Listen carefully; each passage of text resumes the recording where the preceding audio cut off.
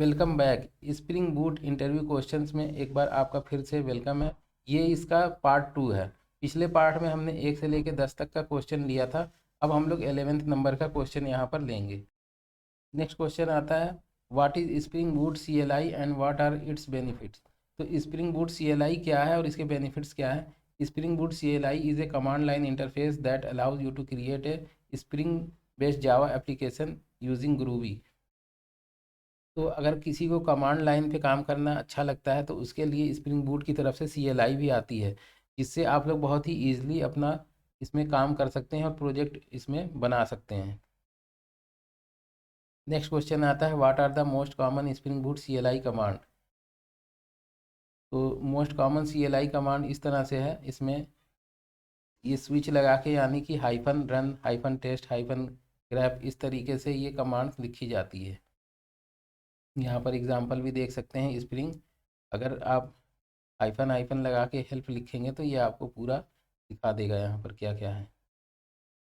Next question आता है, what are basic annotations that Spring Boot offers.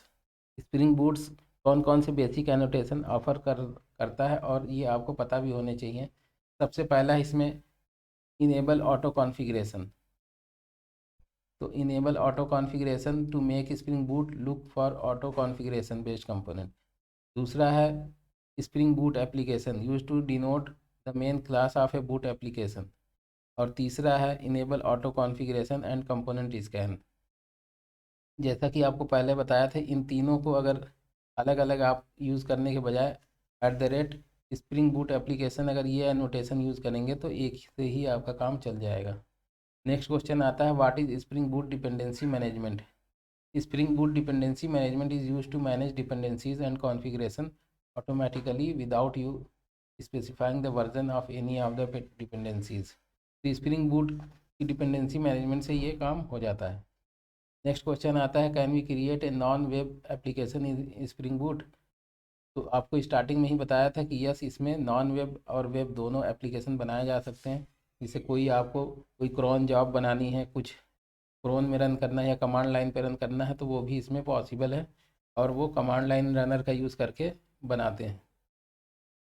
Next question आता है, it is possible to change the port of embedded Tomcat server in spring Boot. तो yes, इसको हम लोग कर सकते हैं चेंज, और इसको चेंज करने के लिए हमें server dot port equal to जो भी पोर्ट देना चाहते हैं वो लिखेंगे, और ये हमें लिखना होगा एप्लीकेशन डॉट प्रॉपर्टीज़, जो कि हमें रिसोर्स के अंदर मिल जाएगा। नेक्स्ट क्वेश्चन आता है, what is the default port for of Tomcat in spring Boot. तो डिफ़ॉल्ट पोर्ट होती है टॉमकैट की वो 8080 होती है। इसको चेंज भी कर सकते हैं सर्वर डॉट पोर्ट को चेंज करके। नेक्स्ट क्वेश्चन आता है, कैन वी ओवरराइड और replace the embedded Tomcat server in spring Boot. Yes, we can replace the embedded Tomcat server with any server using the starter dependencies in POM XML।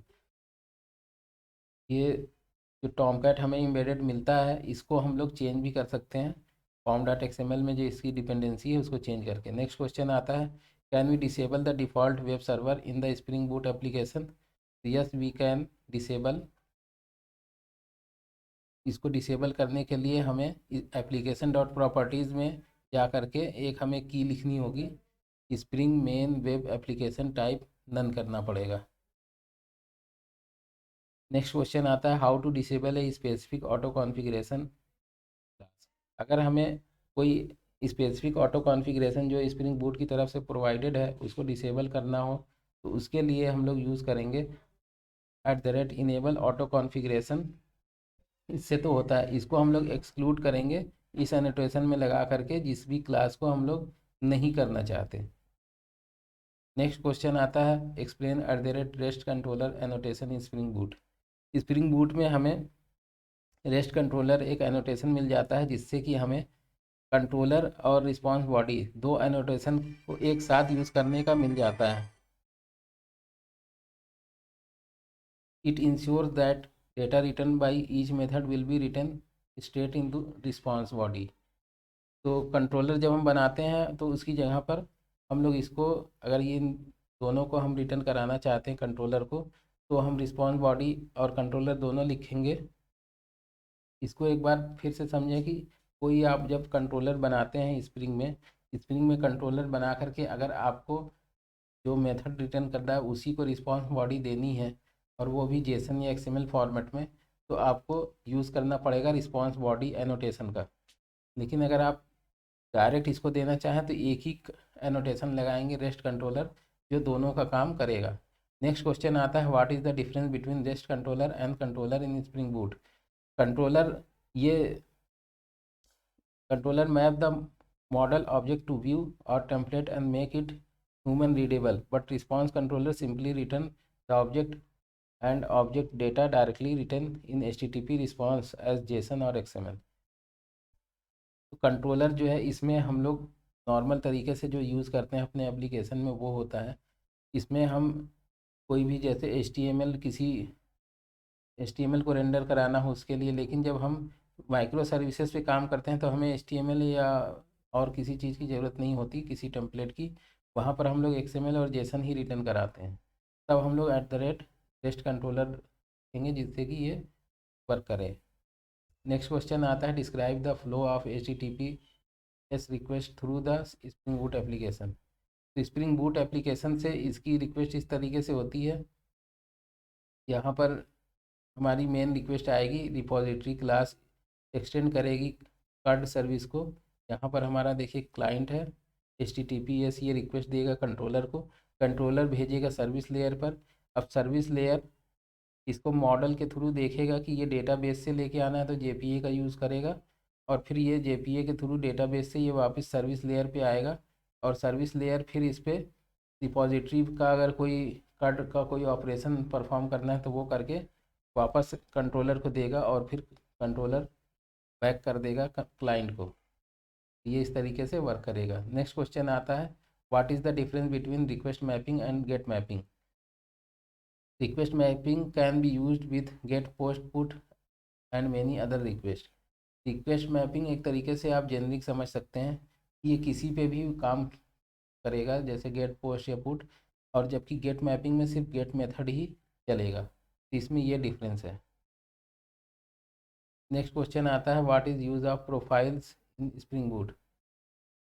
Spring boot में profile का use होता है, जैसे हम लोग अलग अलग डेवलपमेंट इन्वायरमेंट का यूज़ करते हैं, जैसे कोई प्रोडक्शन इन्वायरमेंट है, कोई टेस्टिंग इन्वायरमेंट है, कोई डेवलपमेंट है। तो इन सभी इन्वायरमेंट में डेटाबेस अलग हो सकता है, URL अलग हो सकता है, बहुत सारी चीज़ें अलग हो सकती है। तो इसको अलग करने के लिए डिफरेंट डिफरेंट प्रोफाइल बना दी जाती है, जिससे कि सिर्फ प्रोफाइल चेंज करें तो ये पूरा इन्वायरमेंट ही वो चेंज हो जाता है। इसका यूज़ इसीलिए करते हैं।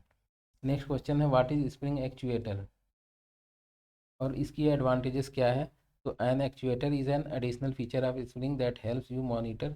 इससे हम अपनी एप्लीकेशन को मैनेज करते हैं और मॉनिटर करते हैं, और कुछ भी अगर पुश करना होता है प्रोडक्शन पे तो वो भी कर सकते हैं। एक्चुएटर जो है ये हमें एप्लीकेशन की हेल्थ और CPU यूजेस कितना है, इन सब सारी चीज़ों को हमें एक वेब बेस्ड पोर्टल पर हमें मिल जाती है, यानी कि एक डैशबोर्ड पर हमें मिल जाती है सारी चीज़ें। नेक्स्ट क्वेश्चन आता है, how to enable actuator in spring Boot application. तो स्प्रिंग बूट को में जो भी चीज़ें होती है हमें ऑटो कॉन्फ़िगरेशन मोड पे मिल जाती है, तो हमें डिपेंडेंसी ऐड करनी पड़ती है। इसी तरीके से स्प्रिंग बूट स्टार्टर का एक्चुएटर, हमें अगर हमें एक्चुएटर यूज़ करना है तो स्प्रिंग बूट स्टार्टर एक्चुएटर को ऐड करेंगे पॉम में इसकी डिपेंडेंसी, और ये वर्क करेगा। नेक्स्ट क्वेश्चन आता है, what are the actuator provided endpoint use for monitoring the Spring Boot application. तो ये हमें क्या क्या चीज़ें प्रोवाइड करता है। Actuator provide below predefined endpoints. ये हमें health info, beans, mappings, config props, HTTP trace, ये सारी चीज़ें हमें मिल जाती है। नेक्स्ट आता है question, how to get the list of all beans in your Spring Boot application. तो स्प्रिंग बूट एक्चुएटर में हमें /बीन्स अगर हम यूज़ करें तो इससे हमें सारी बीन्स मिल जाती है। नेक्स्ट क्वेश्चन आता है, how to check the environment properties in your Spring Boot application. इसको यूज़ करने के लिए हम लोग /env यूज़ करते हैं, जिससे कि हमें ऑल इन्वायरमेंट प्रॉपर्टीज़ मिल जाती है। नेक्स्ट क्वेश्चन आता है, how to enable debugging log in spring Boot application.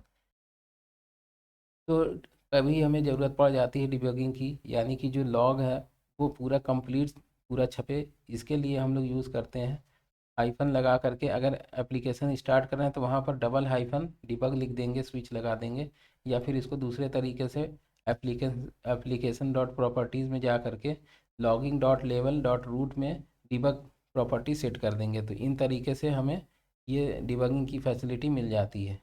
Next question आता है, where do we define properties in spring Boot application. तो स्प्रिंग बूट एप्लीकेशन जब हम बनाते हैं तो एप्लीकेशन प्रॉपर्टीज़ हम जो है इसके रिसोर्स वाले फोल्डर में रखते हैं।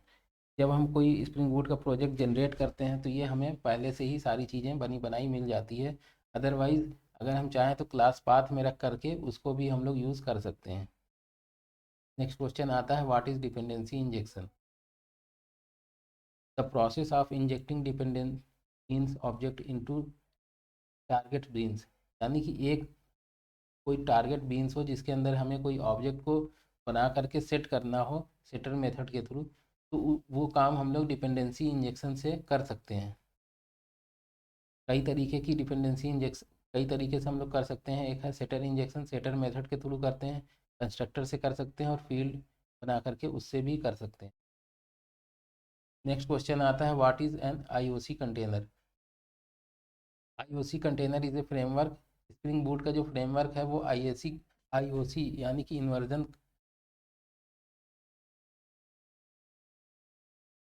इन्वर्जन ऑफ कंट्रोल, इसको वो पूरा मैनेज करता है। जो भी ऑब्जेक्ट इसमें बनता है वो आईओसी कंटेनर में पड़ा होता है, और जब फिर वापस से ज़रूरत पड़ती है तो उसमें से स्प्रिंग बूट की जो भी एप्लीकेशन है वो वापस से वहाँ से ऑब्जेक्ट ले सकता है।